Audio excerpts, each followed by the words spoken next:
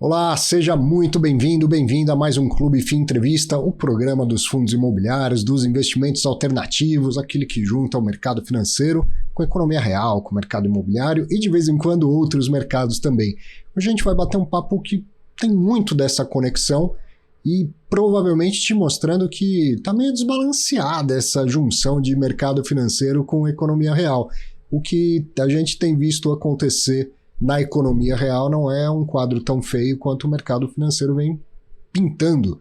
E a junção das duas coisas, de vez em quando, mostra oportunidades. Talvez seja esse o caso. A gente vai falar com o pessoal da Urca, Gestão de Recursos, que tem fundos imobiliários bem específicos. Fundos até que você vai entender um termo chamado de high yield, o que especificamente é um high yield e se isso é para você, que acho que é outra coisa importante, entender a característica do produto. Quem vai te contar tudo isso, vai te explicar tudo isso, é o Alexander Ruskay, acertei, hein? E o Lucas Gabriel, ambos da Urca, o Alexander sócio, inclusive, e o Lucas analista lá da gestora, e que estão no dia a dia fazendo a gestão, escolhendo onde investir, onde desinvestir, e principalmente acompanhando tudo aquilo que foi investido. Vamos entender melhor toda essa história, o trabalho todo que acontece lá? Senhores, obrigado pela presença, muito bom tê-los. Primeira vez que eu falo com a Urca, é muito bom também da minha parte trazer mais esse conteúdo, né? Legal. Bom, muita coisa a gente tem para falar e contar aqui. Eu acho que eu vou começar primeiro pedindo para vocês apresentarem a gestora, né, a Urca, sim, e depois a gente vai falando de estratégias. Perfeito. Arthur, primeiro obrigado aí por receber a gente aqui no programa. Sempre bom estar com vocês. A gente conhece o Clube FI de muitos anos, o trabalho que vocês fazem é muito bom para a indústria inteira, ajudar na comunicação, ajudar na transparência com o mercado, então é muito bom estar aqui e poder contar um pouquinho da nossa história para você. Legal. A Urca é uma casa que começou em 2009, meu sócio Leonardo foi quem originalmente começou o negócio, 2 anos depois eu me juntei a ele. Quando a gente montou a Urca, a ideia era a gente ser uma companhia de prestação de serviço, né? A gente não era uma gestora de recursos como a gente é hoje. Dentro do mercado de prestação de serviço, obviamente era orientado para o mercado financeiro, então ambos somos egressos de banco de investimento. E na nossa época de banco de investimento, a gente fazia o que hoje o mercado sempre conheceu dessa forma, mas é a assessoria financeira em fusões e aquisições. Uhum. Então, quando a gente montou a Urca, a ideia era a gente montar uma boutique de M&A, tá? Então, para assessorar principalmente companhias pequenas e médias, que lá em 2009, 2010, tinham um certo dificuldade de poder acessar o mercado de capitais, os fundos de private equity, ou eventualmente fazer uma transação societária com uma companhia maior que estava querendo comprar eles, ou fazer algum tipo de associação.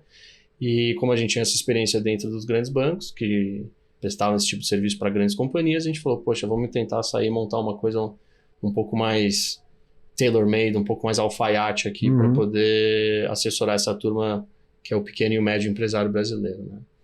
Conforme o tempo foi passando, eu gosto de acreditar que a gente teve um relativo sucesso aí nisso que a gente se propôs a fazer, a gente foi ampliando a companhia e trazendo novos sócios para ajudar a gente em áreas que não era do expertise meu e do meu sócio. Então a gente montou uma área de estruturação de dívida, uma área de reestruturação de dívida, que eram temas relacionados também à prestação de serviço, mas que não necessariamente falavam sobre transação societária, mas sim ajudar companhias a reestruturar o balanço quando elas estavam com endividamento excessivo, fazer uma interlocução mais profissional com os credores, ou estruturar dívidas que não fossem as dívidas de prateleira de banco. Então, dívidas que tivessem alguma característica que também não eram triviais, ou seja, precisava ser pensado, estruturado de uma maneira diferente e poder ser levado isso para o mercado financeiro, principalmente o mercado alternativo, vamos falar, o mercado de capitais. Então, esse foi os primeiros 7 anos da Urca, aí, de 2009 até 2016, a gente fez exclusivamente uma prestação de serviço. Com o tempo, a gente foi ganhando bastante track record na originação e estruturação de ativos imobiliários. Então, muitos dos nossos clientes eram incorporadores, loteadores, empresas de multipropriedade, que estavam fora do eixo Rio-São Paulo, que eram companhias já maiores, que já tinham um relacionamento bancário com o mercado de capitais, só para dar exemplos, Cirela, na época Gafisa, Elbor, Ezetec, essa turma que já é uma turma mais que estruturada, fala o linguajar do mercado financeiro. Agora, quando você vai falar com uma incorporadora com um certo tamanho, mas, por exemplo, do interior do Brasil, que não está muito acostumado a falar a língua o idioma da Faria Lima, vamos falar desse jeito, a gente ia lá e ajudava eles a fazer essa ponte entre esses dois mundos. Como você falou, né? A ponte entre o mercado imobiliário e o mercado financeiro. Não.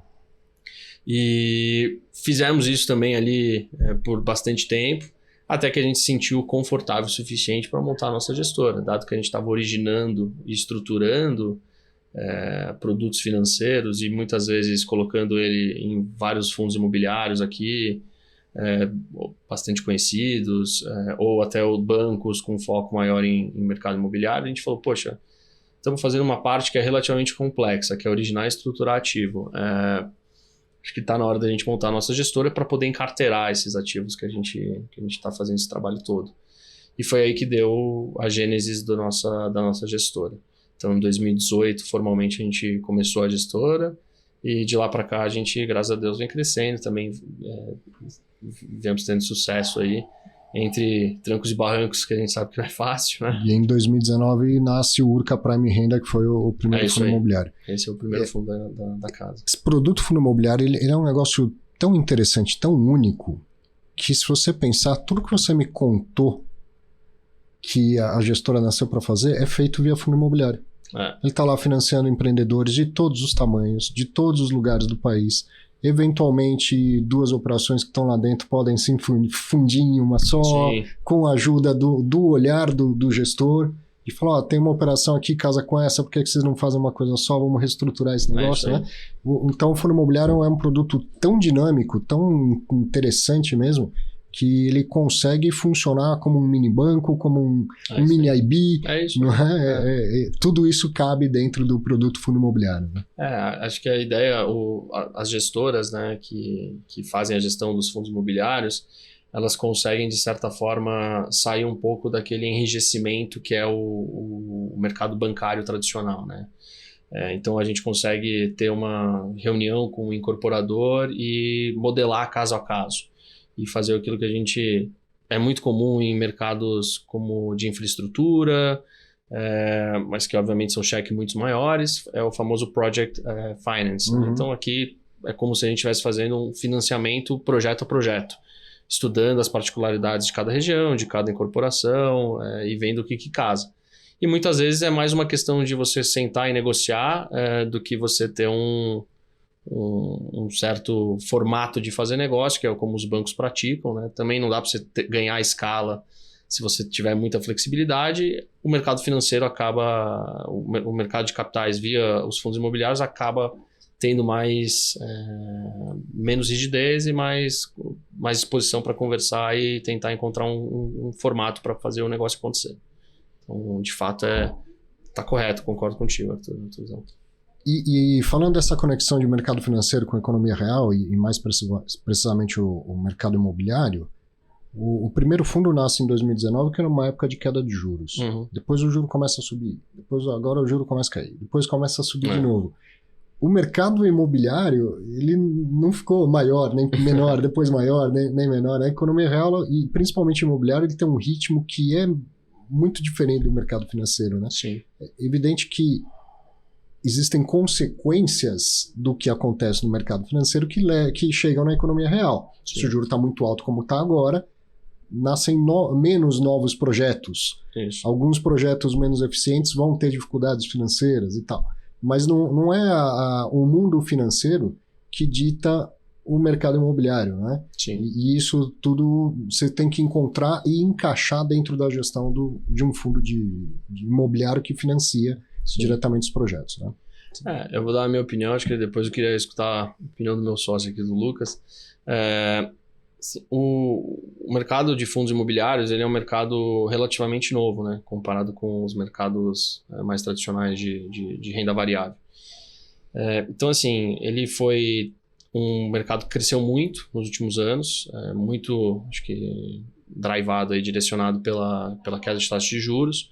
Então, foi uma alternativa para os investidores poderem alocar o capital deles num certo formato de renda fixa, né? Que é o que os fundos imobiliários tentam trazer. Uma certa previsibilidade, apesar de ser uma renda variável pela definição de você ter, né, a variação das cotas. Uma renda etc. variável que varia pouco. Deveria. Pelo menos assim deveria ser, né? Só que tudo que é muito novo e começa e traz uma atenção grande do público, você tem mais volatilidade. É natural até a coisa conseguir se assentar num platô, né? Então, acho que a gente está... E as coisas não são de um ano para o outro, elas levam muito mais tempo para conseguir, dentro de um horizonte de tempo, para poder entender quando que esse mercado se tornou maduro. Eu acho que o mercado de fundos imobiliários ainda não é um mercado maduro, está se amadurecendo, sem dúvida, está mais maduro do que era 2 anos e espero que esteja mais imaturo do que os próximos 2 anos. Mas é um mercado que ele traz hoje mais volatilidade porque ele está muito linkado intrinsecamente com o mercado financeiro. Então, a pessoa que está lá, ela está buscando renda, está buscando, às vezes, até apreciação de capital, às vezes está vendo um momento bom de entrar e um momento bom de sair. Então, vira uma espécie de mercado de curto prazo. E eu acho que é menos o que o mercado imobiliário de fato traz na sua essência. Sim. Que é uma turma que é mais acostumada a investir em imóvel, não está olhando para comprar e vender daqui a 6 meses, está olhando para ficar e esperar aquela apreciação acontecer ao longo de muito tempo. O fato de você não marcar o preço do imóvel todo dia na pedra causa menos ansiedade também nas pessoas. Então, hoje você não sabe quanto é que se o imóvel na Bela Vista aumentou 1% ou caiu 1%. Para você pouco importa, você está olhando os próximos 5 anos. Então, eu acho que assim, ele ainda está... É por isso que eu digo que ele é um pouco imaturo. Falta um pouco essa conversa do investidor tentar enxergar como o investidor tradicional de mercado imobiliário enxerga. Que eu estou olhando isso daqui num horizonte muito mais longo, não estou preocupado com essa volatilidade de curto prazo, não estou muito preocupado se a NTNB aumentou 0,10, 0,20 ou caiu 0,10, 0,20.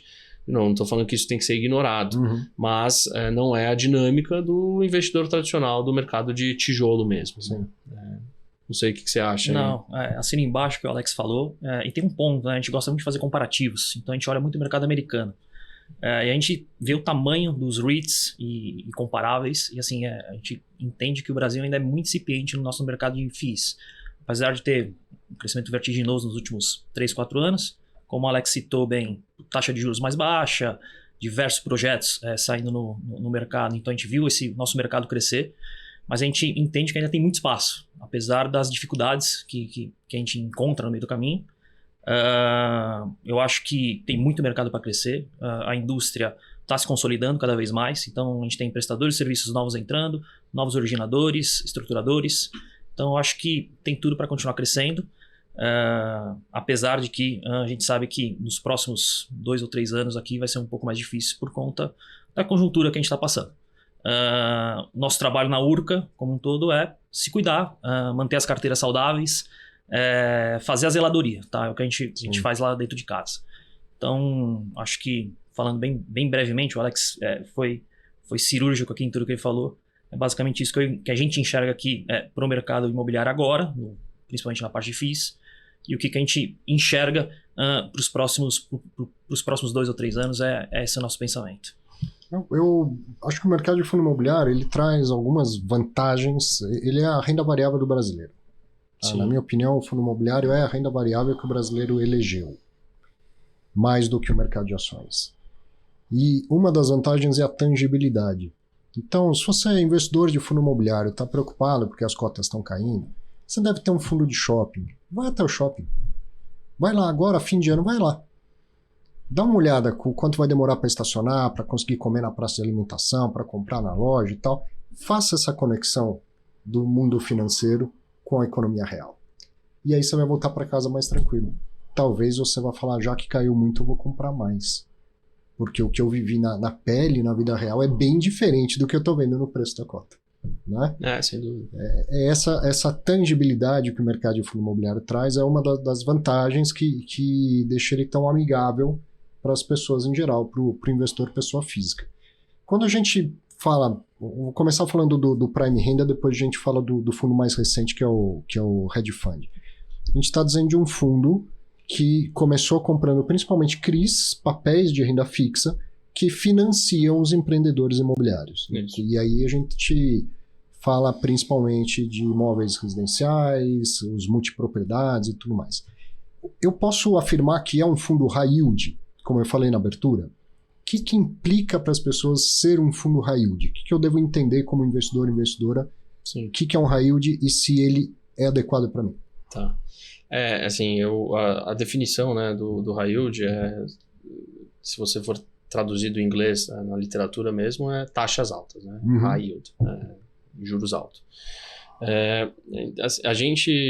Eu gosto de explicar para o mercado que não necessariamente um high yield ele significa muito risco, né, ou mais risco. O que acontece a gente sempre se propôs a fazer, o que eu faço desde o início, antes da gestora, de buscar empreendimentos fora dos eixos comuns aqui, né, do Brasil. Então, o Brasil é um país continental, que tem mais de 200 milhões de habitantes, você tem uma infinidade de municípios, de cidades. E toda essa economia, é impossível você pensar numa economia desse tamanho e não pensar em mercados imobiliários locais. Né? E você pode perceber que assim, o mercado imobiliário ele tem uma regionalidade. Então, tanto as grandes empresas como são Cirelas, da vida, elas são companhias com um foco maior em determinadas regiões. E, eventualmente, quando elas vão para regiões novas, elas optam por ou fazer algum tipo de associação, ou comprar alguém. Por quê? Porque a pessoa tem uma expertise local. Só que não é o caso de você olhar cidades menores ao longo do Brasil inteiro. Então, a Urca, né, o primeiro fundo, que é a Urca Prime Renda, qual que era a ideia? Era a gente fazer financiamento de projetos imobiliários em regiões não óbvias. E daí, por isso, a gente consegue, por óbvio, extrair mais retorno do que a média dos outros fundos. Isso significa que necessariamente estou correndo mais risco? Não, mas significa que eu tive que gastar mais tempo, gastar muita sola de sapato, eventualmente até fazer um processo de educação com o incorporador, explicar como é que funciona um projeto, um CRI, um projeto de financiamento dentro do mercado de capitais, e com isso você consegue ter uma competição menos acirrada. Então, se você quiser fazer um financiamento na Faria Lima, poxa, vai ter uma fila. Muita gente querendo financiar. Sem dúvida, vai ter uma competição enorme por taxa, as pessoas vão ceder em garantia. Já quando você vai lá para uma cidade de 100, 200, 300 mil habitantes do interior do Brasil, você tem menos gente disposta a fazer esse trabalho. Então, esse é como eu defino a Urca. Né? A gente acaba sendo análogo aí, comparado a fundos de high yield, eu aceito a comparação, tudo certo, mas a gente essencialmente faz investimentos em projetos fora do eixo óbvio. Eu falo de óbvio e não óbvio, mas acho que dá para entender o que eu estou querendo dizer com isso. Tá até na tela, o Henrique vai mostrar para todo mundo, tem um mapa, né, Sim. No relatório gerencial, e a gente consegue ver uma mancha bem espalhada Brasil afora. Evidente que tem coisa em São Paulo, no Centro-Oeste, mas sobe para outras regiões também, né? E já que você falou da comparação do high yield, acho que é importante porque no momento que a gente teve aquele juro de 2% ao ano, vários fundos high yield ou ditos high yield surgiram. Acho que é natural, o high yield ele deriva de um juro baixo, e aí quem quer rentabilidade maior dá um passo a mais na escala de risco, e depois, passado um tempo, alguns deles tiveram sérios problemas. Sim. E pode acontecer de gente falar, não, se é high yield, é tudo igual. Então, por que o Urca não é tudo igual? Isso que eu quero dizer. Aqueles que tiveram problema, que foram bem concentrados em uma gestora, ou um grupo que no fundo eram as mesmas gestoras e tal, o que aquilo não deveria servir de exemplo para outros produtos high yield? Tá. Assim, eu acho que um investimento, né, um projeto quando ele nasce, assim, uma incorporação, né, o mais importante, e isso é uma coisa que eu vivi muitos anos antes da gestora, é a estruturação do papel, tá? Então, o que eu acho? Eu acho que 95% da saúde ou do sucesso daquele investimento que você vai fazer está como você estrutura ele. E pode ser que você chegue num ponto onde vale a pena não fazer o negócio, né? Como tudo na vida, você chega num ponto e fala, opa, aqui acho que passou de uma linha que eu julgo saudável. A partir daqui acho que não vale mais a pena fazer o negócio. Então, assim, a Urca, a gente tem no nosso DNA a originação e estruturação do papel. Eu vim desse mundo. E hoje todos os papéis que a gente tem dentro de casa, eles foram, não todos, mas quase todos, foram originados e estruturados por nós. Estruturados, com certeza. Originados, a gente obviamente conta com parceiros no Brasil inteiro, mas boa parte também foi originado por nós. Então, eu acho que talvez esse seja o nosso grande diferencial, a nossa capacidade de conseguir acessar o empreendedor, o empresário local e conseguir estruturar o papel de uma maneira que a gente entenda que ele tem um começo, meio e fim claro. Então, quando você fala isso, estruturar, um empreendedor te procura, alguém mais do interior, fala, eu tenho um projeto, ele é muito legal, tá vendendo bem, é isso que as pessoas da minha cidade gostam, eu sei fazer, eu tô há 30 anos nesse negócio, só que eu preciso de dinheiro. Então eu preciso de tanto, porque eu vou aplicar tanto aqui, construir tal, não sei o quê. Você fala, beleza, só que tem algumas condições. É isso aí. É colocar essas condições que você fala, isso é a nossa estruturação. É isso. Então você conhece desde a raiz daquele negócio o que, né, o empreendedor, ele naturalmente é um cara otimista. Por natureza. E o cara do mercado financeiro é o chato que tem que pensar no que pode dar errado. É isso. E conciliando as duas coisas, você coloca lá garantias, algumas condições e tal, e isso dá a originação. É isso aí. Eu acho que assim, o papel, quando ele é concebido, né, a estruturação, quando a gente imagina o que seria um crédito saudável para aquele empresário, a gente inclusive está protegendo o próprio empresário.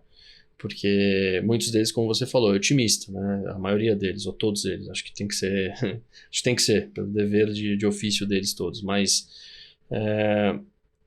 o otimismo em excesso, ele causa, de certa forma, vulnerabilidade, né? Então, nosso papel é tentar estruturar um papel que, por mais que não seja talvez o ideal para o empresário, a gente entende que a partir dali a gente tem uma relação saudável. Só não vai ter uma relação saudável se acontecer alguma coisa muito fora do script. Acontece. Mas é como a gente imagina. E é por isso que eu digo, às vezes é melhor não fazer o negócio. Sim. Porque se a gente não está alinhado com o conceito de, precisamos ser um pouco mais conservador, precisamos estruturar a coisa de maneira pensando que talvez não seja tão bom assim, talvez o custo da obra não seja tão barato assim, talvez você não consiga pegar R$1 por metro quadrado tão caro assim, talvez a sua curva de vendas não seja tão rápida como você está imaginando, esse tipo de coisa. Então a gente monta um papel que se adeque a isso. Se a gente do outro lado da mesa encontrar alguém que, poxa, entendi, tô alinhado, dá para fazer, vamos em frente. Se a gente encontra do outro lado da mesa alguém falando, não, eu sei, eu entendo, eu conheço, eu já fiz, já aconteci, ele pode até estar certo, tá? No final do dia, só o tempo vai provar um lado ou outro, mas eu não tô aqui para ficar provando teoria, eu tô aqui para me prevenir de situações adversas, tá? Então, acho que esse é o papel da estruturação, zelar por isso. E nada impede do empreendedor atingir as metas a qualquer momento. A gente pode dar uma negativa no começo e daqui a X tempo ele atingir as metas e a gente voltar a fazer negócio, tá? Inclusive isso aconteceu em uma ou duas operações do fundo, porque foi atingido, ele voltou a nos procurar e falou, olha, consegui atingir as metas que vocês propuseram e falaram que fazia sentido, e a gente fez negócio. Legal. Tá? Então assim, nada é um impeditivo, a gente sempre gosta de ter o contato com todo mundo, acho que é muito do nosso trabalho isso, seguir com essa capilaridade que a gente tem no Brasil inteiro com diversos empreendedores e sempre observar projetos. É isso que a gente sempre faz ali dentro da Urca e busca os melhores negócios sempre. Tá? Então, e como é que acontece o acompanhamento disso tudo? São quantas operações? A gente está vendo esse mapa, mas cada manchinha dessa tem muitas operações, né? Alguns milhões de um lado, outro de outro e tal. como que se dá o acompanhamento disso ao longo do tempo? Hoje nós temos 37 operações ativas, todas elas no modelo de dívida, tá? Apenas, uma diferente, é um equity direto que a gente fala. Então a gente adquiriu 2 SPS e recebe aluguel para tocar a operação. No mais, 99% do fundo é um fundo de dívida. Um fundo que emprestou dinheiro para aquele empreendimento e depois recebe de volta com juros. Perfeito. E o nosso acompanhamento, todos esses papéis que a gente tem hoje dentro de casa, todos não, mas aproximadamente 80% desses papéis são papéis que contam com carteiras de crédito imobiliário, seja de loteamento, multipropriedade ou até incorporação. E o nosso trabalho é sempre monitorar como está a saúde financeira dessas carteiras. Então, índices de inadimplência, razões que a gente faz dentro de casa, razões de garantia, e outros índices aqui que a gente utiliza, balizam se a operação está saudável ou não. E como a gente vai agir ou não. Então, como o Alex falou, a gente tem contato direto com os empreendedores. Todos eles estão aqui no meu WhatsApp, inclusive, então bater papo com eles é super fácil. Então, se precisar fazer algum tipo de ação, sentar com ele para colocar uma nova... Putz, olha, sua parte de vendas está bem devagar, a gente estava esperando um pouco mais, vamos tentar fazer alguma coisa diferente. Então, vamos colocar uma nova equipe, vamos montar um novo stand. Então, isso a gente consegue fazer ativamente, diretamente com os empreendedores. Então, na parte de gestão, a gente acompanha muito a parte dos números, tá? E precisando, a gente entra e age junto com o empreendedor sempre, tá? A gente tem essa liberdade com todas as operações que a gente falou. Então, o acompanhamento acontece dessa forma. Precisando agir, a gente entra e faz essas ações aqui que a gente sempre faz. A gente tem uma equipe de engenharia também que faz o monitoramento das obras. Então, a maioria das nossas obras já estão entregues, apesar de que eu tenho uma ou outra ainda que precisa de um pouquinho de recurso para o término. A gente recebe mensalmente esses relatórios e a gente tenta sempre acompanhar em loco, então a gente viaja bastante. Então a gente está sempre acompanhando. E na parte de estruturação, como o Alex falou, a gente tem nosso time jurídico que monta todos os contratos e, por óbvio, tem a nossa equipe também jurídica interna para nos auxiliar. E funciona dessa forma. A cozinha ali do FII, do nosso FII, funciona dessa forma. E eventualmente vai acontecer uma inadimplência. É natural. Sim. Quem empresta dinheiro sabe que alguma parte pode não voltar. E aí nasce uma outra parte da operação que é negociar, cobrar e eventualmente ter que executar garantias. Acho que essa é a parte que eu diria que existe uma diferença grande entre um high yield e um high grade. Né? Então, assim, qual que é apesar de você estar sobre um contrato de dívida que te dá uma série de prerrogativas como credor, né? Você tem sempre a última instância, quando se exaure todas as possibilidades de negociação, de você seguir para a execução daquele contrato. E quando você executa um empreendimento em São Paulo, ele é relativamente mais fácil do que você executar um empreendimento lá no interior do Brasil, numa vara que não conhece muito do assunto, eventualmente numa região que depende muito daquele empresário, daquele empreendedor, então existe, querendo ou não, uma certa politicagem que acontece ali. Acho que essas são talvez se a gente puder definir as grandes diferenças entre o que é um high grade e um high yield, eu diria que é na facilidade, na liquidez, na facilidade de execução e na liquidez uma vez executado daquele ativo para você recuperar seu dinheiro, né? Então, assim, hoje o cenário econômico do Brasil é um cenário ruim, não preciso ficar falando o porquê e qual a minha opinião a respeito, mas os números são esses, né? Sim. A gente tem os números de recuperação judicial recorde. Hoje o estoque de dívida dos bancos está extremamente alto, o custo de dívida para as companhias está extremamente elevado, o custo de dívida para o consumidor final também está, que normalmente está atrelado a algum índice, seja ele o CDI ou inflação, também está pressionando o bolso do consumidor. Então você coloca sempre muito estresse em cima de qualquer operação que você faça. A gente tem na nossa estruturação, né, quando a gente estrutura, a gente sempre pensa assim, tá bom, estamos mesmo no nosso cenário conservador, a gente entende que dá para fazer a operação. Agora, e se amanhã acontece algum desastre aqui, ou alguma coisa, como eu falei, fora do script, como é que a gente consegue executar esse negócio e terminar essa obra, se é uma obra que está em processo se é um empreendimento que está indo em obra, se o empreendimento está acabado. Então isso a gente também faz o que a gente chama de teste de estresse lá dentro de casa, para poder ver a facilidade ou a nossa competência de conseguir fazer a execução e levar o projeto a cabo. Então, de fato, quem trabalha com crédito sabe que existe um percentual que vai falhar. Isso não é surpresa, isso não é novidade. Nosso trabalho aqui é tentar recuperar. Então, sim, no caso onde falha, eu tenho que estar seguro que os contratos que eu fiz me dão o respaldo necessário para eu poder seguir com a execução e, uma vez a execução feita, eu conseguir vender os ativos e recuperar meu dinheiro. Então, acho que esse é o grande... uma parte extremamente importante do nosso trabalho.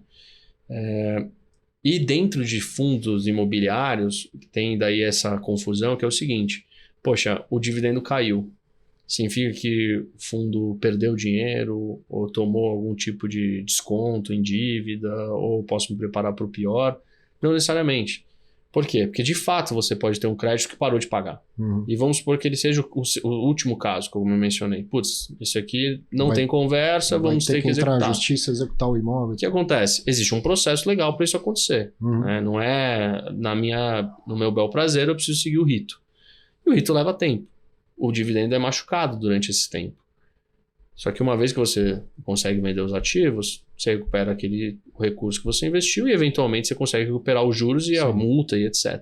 E daí você tem uma distribuição excessiva num determinado momento do fundo. O fundo e os fundos imobiliários são fundos de capital permanente. A natureza deles são fundos perpétuos. Sim. Então, tem que olhar sempre num horizonte de longo prazo. Poxa, o dividendo da empresa, do fundo caiu de 1 para 0 qualquer coisa. Poxa, isso aqui significa que perdeu o dinheiro? Fala, não, talvez não. Vamos estudar a fundo, como você falou. Tipo, te provoco aqui a você fazer uma análise e conseguir chegar à conclusão se esse cara aqui vai perder o dinheiro ou se ele é uma questão transitória que ele vai recuperar. Então, existe naturalmente o default no mercado de crédito, imobiliário, tradicional, qualquer coisa. As pessoas precisam lembrar que a imprensa fala assim sobre o mercado bancário, não sai a notícia, a inadimplência, aconteceu inadimplência no Banco Itaú. Fala assim, nos bancos a inadimplência aumentou ou diminuiu, porque não existe zero inadimplência. Né? E nos fundos imobiliários, você falou, tem um processo longo de amadurecimento. Um fundo é novo, ele é montado agora. Se a estrutura compra um monte de CRI lá, não vai ter inadimplência no mês que vem. Só que ao longo dos anos, naturalmente ela vai começar a acontecer. Sim. Né? Como todo banco toma seus calotes também. Então, o que seria uma inadimplência normal, compreensível numa carteira de 37 empreendimentos, por exemplo? Se não me engano, eu estava vendo um relatório, são 6% mais ou menos que está inadimplência do fundo hoje, é isso? No total, mais ou menos isso.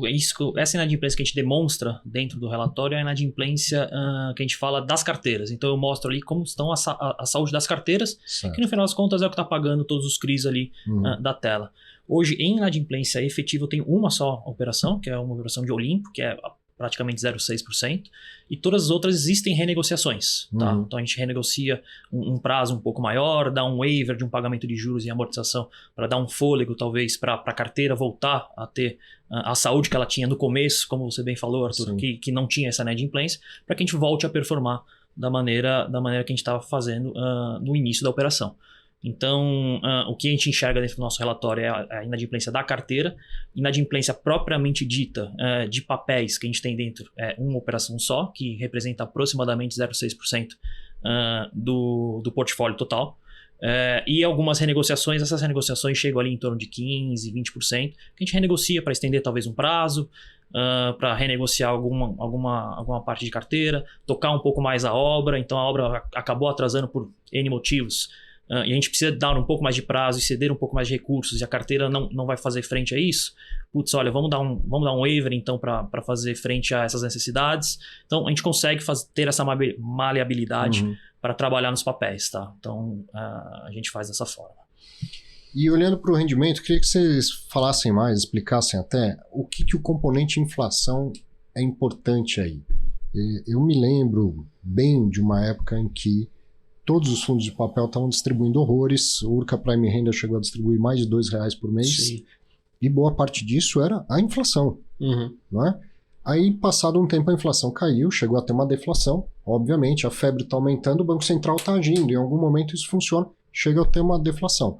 Todos os fundos de papel distribuíram menos, simplesmente por causa do componente inflação. Então tá tudo certo na carteira, os que estão pagando a inflação mais X%, a inflação sobe o que paga, a inflação cai o que paga. E ainda assim isso causa um desconforto no mercado. Então acho que é importante dizer isso. Tem algum lugar aqui até que explica a composição do rendimento, né? Sim. A inflação, assim, os papéis, essa época de inflação alta, o mercado financeiro ele sempre teve o costume de usar o IGPM, né, como índice de correção. Os aluguéis todos eram corrigidos a IGPM, os contratos de correção de compra e venda eram também corrigidos, indexados ao IGPM. E o IGPM foi o indicador lá na época da pandemia que bateu acho que 25% ao ano, foi um negócio nunca visto antes. Então, era 80% da distribuição estava atrelada à correção monetária e 20% à taxa pré do papel, né? E daí o mercado começou a mudar para tentar buscar um índice de correção um pouco mais linear, aí, com menos volatilidade, que também é assim, é difícil, né? E hoje o IPCA todos os indicadores aí, hoje, todos os empreendimentos e contratos hoje normalmente estão mais indexados ao IPCA do que ao IGPM. Então, deu uma arrefecida e a gente entrou no cenário de deflação também, como você comentou. E daí você distribui menos. Em tese, né, a inflação, seja o IPCA ou o IGPM, ele deveria ser, você pode fazer uma análise histórica sobre os dois índices, né? Ele deveria ser a correção. Por que a turma indexa, né? Vai fazer uma indexação à inflação, seja o IGPM ou o IPCA, para tentar manter o poder de compra. Ou seja, falar, a inflação é o que corrói o nosso poder de compra. Então, se eu tiver um contrato anexado à inflação, em tese eu consigo manter de um mês para o outro, de um ano para o outro, o mesmo poder de compra que eu tinha no ano passado. Apesar do preço das coisas aumentarem, meu salário aumentou, tudo está meio que indexado. Então, você está relativamente seguro. Então, quando existe uma deflação ou quando a gente distribui menos, isso não significa que não deveria ser encarado dessa forma, que pro investidor aquele papel agora é pior ou melhor do que era. Não, significa que o seu poder de compra, em tese, está preservado. Ele está entregando exatamente o que foi combinado. Eu diria até que assim, se a gente quiser fazer uma análise mais precisa, nos papéis que você tem proteção contra a deflação, ou seja, o chão é zero, ou seja, se tiver uma deflação, eu vou considerar que foi uma inflação zero, é até melhor para você, porque significa que ficou mais barato, o teu consumo, aí, a tua vida ficou mais barata, só que você recebeu como se você não tivesse ficado mais barato, recebeu mais. Então, assim, se eu, sendo investidor e invisto em fundos imobiliários, um cenário de deflação, poxa, eu falo, aqui eu estou ganhando relativamente mais, quando faz uma comparação com uma NTNB, por exemplo, o meu spread está muito maior do que quando tem uma inflação alta. E tem um ponto importante, né? Os investidores normalmente querem que tenha inflação para que os rendimentos aumentem, e o Alex já comentou bem, fala, olha, isso é um juro, é um rendimento nominal que você está tendo, né? Um rendimento real que é o que vale. Sempre o mesmo, não importa quanto exatamente, é a inflação. Esse é o ponto. Esse é o ponto. E a inflação alta, ela pode gerar problemas para a carteira, que é o que está fazendo o pagamento dos CRIs. Então, normalmente, a gente não quer uma inflação muito galopante, porque não faz o menor sentido para a saúde das carteiras aqui nossas. Saúde da economia, né? Exato, como todo. Todo investimento que paga rendimento, esse rendimento não cai do céu. Né? Se você está recebendo esse rendimento, alguém do outro lado da mesa está pagando. É isso aí. E se a inflação sobe, e a inflação é parte do que gera esse rendimento, significa que está mais difícil do outro lado pagar. Então, gera um risco maior também de inadimplência. Vamos falar do fundo novo. Então, o Urca Prime Renda existe desde 2019, está aí. enfrentando e entregando seus resultados na economia real. E agora vocês estão começando a gestar uma nova estratégia, que é um hedge fund. Hedge fund eu posso entender que é um fundo imobiliário, Sim. só que com um leque maior de opções de investimento. É isso aí. Exatamente isso. Esse hedge fund que a gente chama de multi-estratégia, né? Ele é um fundo que a gente montou em dezembro de 23, ou seja, ele completou um ano de vida agora. Ele é um fundo que a gente montou justamente para poder navegar pelas diferentes correntezas aí do mercado imobiliário. Eu acho que a gente, se por um lado a gente teve bastante sucesso, né, na estratégia do Urca Prime Renda, ele é um fundo que ele tem uma característica, um fundamento, um perfil de investimento. Então eu fico amarrado e eu tenho que seguir o que está definido no regulamento. Que é basicamente investir em CRI. É isso aí. E quando você pensa, e isso é uma discussão filosófica, tá? Assim, não acho que eu seja necessariamente o dono da verdade, mas quando você pensa num fundo de capital permanente, de longo prazo, espero que esse fundo, em 2100 ele ainda exista, o mercado imobiliário, ele é um fundo ele é um mercado que às vezes é melhor investir em um determinado tipo de ativo, às vezes em outro tipo de ativo, às vezes é dívida, às vezes é tijolo, às vezes é incorporação, assim, você tem as suas nuances, é um mercado muito grande. E daí você pode ter vários fundos, cada um com a sua estratégia, você pode ter um fundo tijolo, laje corporativa, São Paulo, galpão, AAA, incorporação, você pode ter uma série de veículos, e daí você tem cada um com a sua estratégia, ou você pode ter um fundo multi-estratégia, ou seja, esse fundo ele vai ter a possibilidade de investir em tudo. Né? E a gente achou que era mais prudente fazer um fundo com essa característica do que montar 10, 15 fundos, né? Pensando cada um em um perfil. Isso não significa que eu vou fazer tudo ao mesmo tempo. Não significa que hoje vou investir em shopping e também vou comprar galpão e vou fazer dívida e vou fazer aquilo. Significa que em janelas de oportunidade específicas, o multi-estratégia ele vai atuar. Então hoje, se você for pegar a carteira do multi-estratégia, ele é um fundo de CRI. Porque essencialmente eu tenho 5 CRIs dentro do multi-estratégia. São CRIs mais high grade, porque a gente acha que o mercado hoje ele pede um quê de mais segurança, mais segurança do que mais risco. E consegue extrair boas taxas, porque de fato o momento de mercado é baixa liquidez no mercado. Quem tem liquidez consegue eventualmente fazer negociações melhores. Então a gente consegue tirar algum componente de risco, ou um percentual de risco, e não necessariamente tirar rendimento. Você pode ver que nesse 1 ano de vida aí, o fundo entregou quase 20% ao ano, num fundo que a gente julga aqui high grade, que é o quê? Empreendimentos performados, que não tem obra, já estão concluídos, já tem muito mais histórico do que tem um empreendimento que acabou de começar a incorporação. Então, assim, esse é o momento de mercado para a gente. Amanhã, pode ser que você esteja sentado aqui nessa sala, Arthur, você fala assim, e aí, o que é agora o negócio? Fala, pô, Arthur, fizemos uma puta análise, a gente acha que agora entrar em shopping, ou entrar... é tijolo, ou vamos investir em outros fundos, porque está extremamente descontado. Tem algumas teses aí que, a gente fica olhando lá, a gente faz a análise dos fundos dos nossos pares, e a gente fala, poxa, às vezes é um bom momento de entrar. Então, assim, ele nasceu para justamente poder tirar proveito de situações que a gente entende que são assimétricas, sempre a nosso favor, por óbvio. Dentro dessa amplitude toda, existe alguma coisa que você diria não vai ter aqui dentro?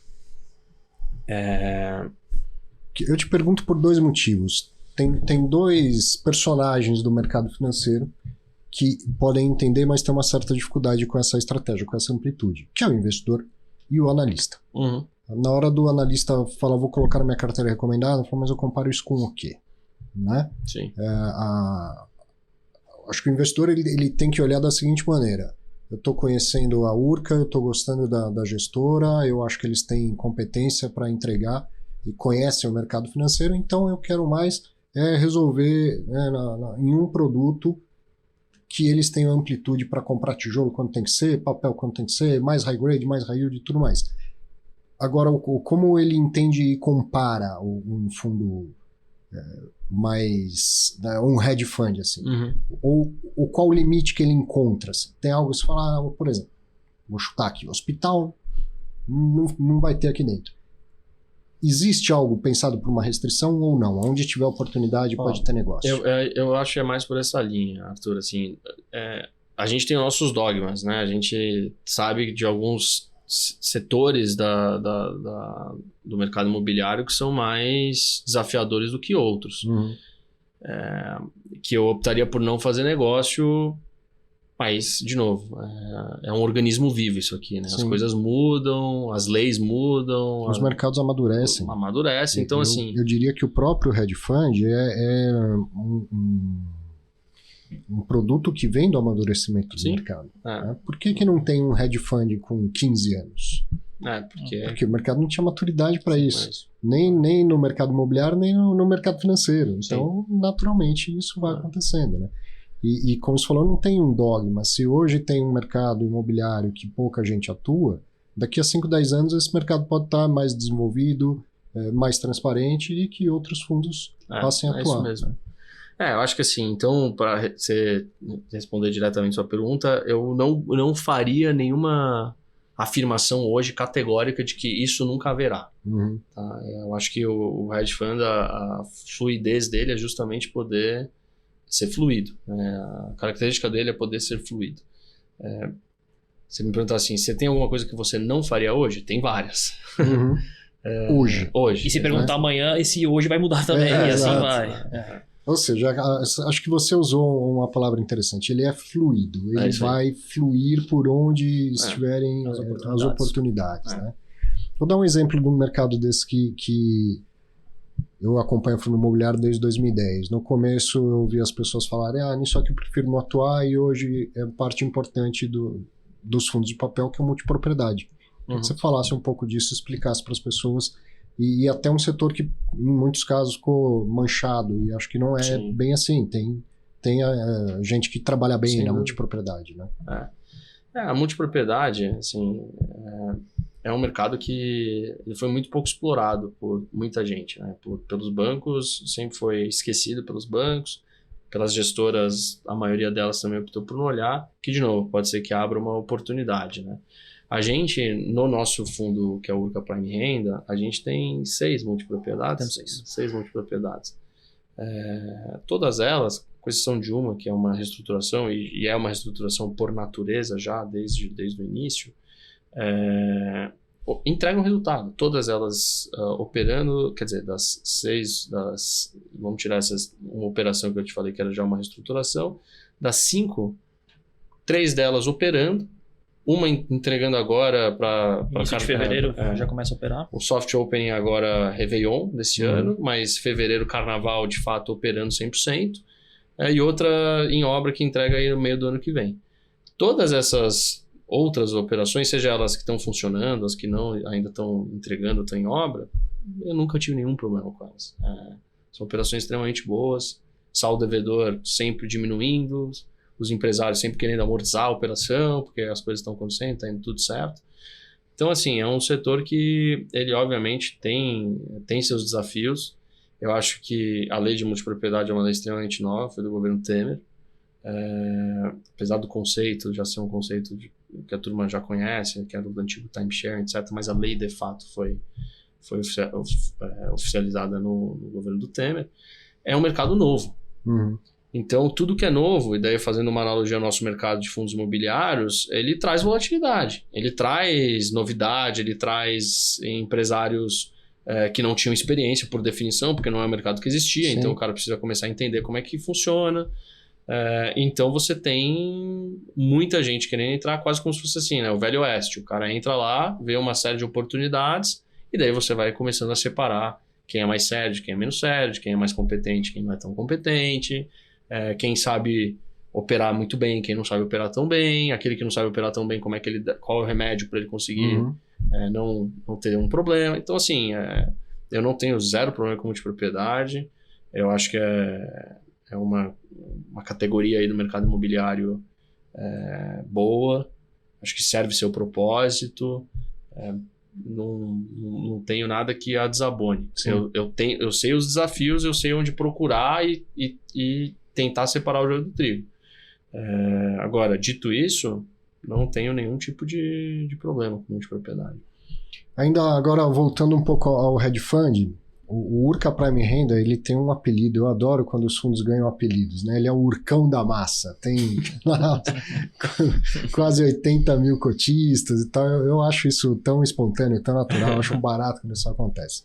Bom, o cotista do Urcão da Massa, aquele cara que há anos é cotista, acompanha o relatório, fala com vocês, vai continuar investindo no Urca Prime Renda, ele pode também investir no hedge fund, são produtos diferentes que permitem a diversificação de portfólio dele, ou seria estratégias muito parecidas? O hedge fund hoje ele ainda é um fundo exclusivo para qualificado. Apesar de ser listado na B3, né, ele tem lá a possibilidade de você entrar no seu home broker e comprar, ele ainda tem restrição para investidores qualificados. Então, ele não é ainda tão da massa assim. Não é da massa. A gente pretende que seja. A gente está, inclusive, pensando aí em alguma coisa para o ano que vem e tal. Mas, hoje ele tem uma certa intersecção com o Urca Prime Renda, né? Então, são alguns ativos lá dentro, você tem uma intersecção com o que tem também dentro do Urca Prime Renda. Mas a ideia não é ser fundos tão correlacionados assim, cada um tem a sua vida, cada um tem sua carteira. Essa é a ideia para o crescimento do hedge fund. O hedge fund é um fundo, como eu falei, tem um ano, patrimônio líquido pequeno, são 12 milhões de reais, capital de pessoas próximas, da gestora, etc. Então, não é... É ainda a gestação desse fundo. Exato. Então a gente está colocando a cabeça para fora agora, conversando com o mercado agora, dando ciência desse fundo agora. Nossa ideia de listar na B3 foi justamente essa também, permitir que o nosso investidor qualificado, ou o investidor qualificado do mercado possa acessar. Então é um fundo que, em tese, ele vai ser complementar. Então aquilo que o RPR faz não necessariamente é o que o hedge fund faz. Ou às vezes, se eles forem fazer coisas semelhantes, é porque um está sem capital e outro tem capital, tem uma oportunidade ali que, poxa, vale a pena, então, independente do veículo, vale a pena entrar, mas em tese eles são produtos completamente segregados. O irmão mais velho vai ficar com ciúme do irmão mais novo? Fala, agora ele só tem olhos para o hedge fund, não. As estratégias vão continuar, o RPR vai continuar crescendo, fazendo emissões quando o mercado tiver mais líquido para isso.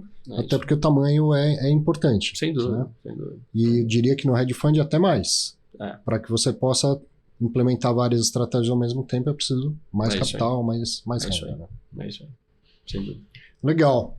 Senhores, eu vou terminar por conta do nosso tempo aqui. Você vê que assunto não faltaria, né? E sabendo que, tendo essa honra de falar do início do hedge fund, espero que daqui a pouco tempo a gente venha mostrar várias operações, um fundo com milhares de cotistas e com muito patrimônio para a gente conhecer na prática essa nova estratégia. Tomara. Obrigado, viu? Obrigado você, Arthur. Obrigado. Valeu. Um abraço. Gostou? Conheceu mais uma estratégia, mais alguns termos? Viu como esse dinheiro pode fluir, chegar em vários cantos desse país? Isso é o mercado de fundos imobiliários que você tem com toda a facilidade para investir, para diversificar. Eu te espero num próximo Clube FII Entrevista. Até lá e um grande abraço.